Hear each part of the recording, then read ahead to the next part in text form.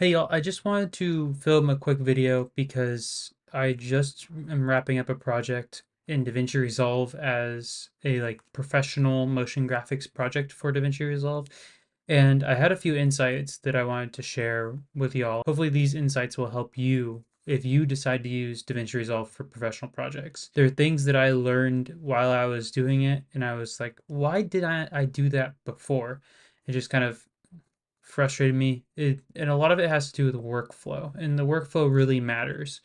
And so, one of the things that I did wrong with this project was I didn't set like a control node. So I just kind of had this big tree of nodes that didn't allow me to actually feasibly like control different variables.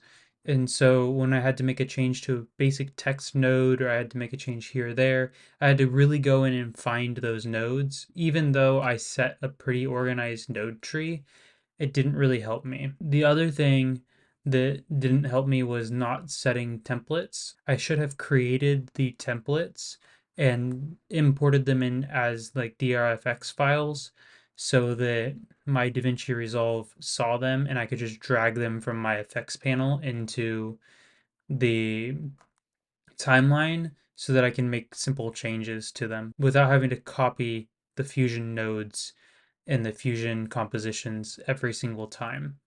Those were the two biggest things that I did wrong when I was using DaVinci Resolve for like motion graphics projects. I really quickly learned when using it for this that it works really well, but it also doesn't have all of the same functionality as After Effects or some other motion graphics softwares.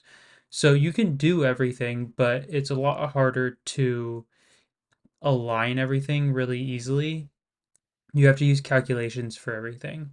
And so that was number three was I learned really quickly that in order to make things look nicer is you have to use calculations for a lot of it.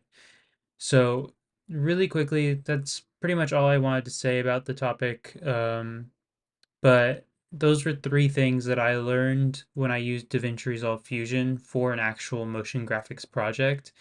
And I hope that they help you to change how you're using DaVinci Resolve too. From now on, I'll be using a control node. I'll be making my node tree even more organized if I can, and always using a vertical node tree, not a horizontal one, because that's what I prefer.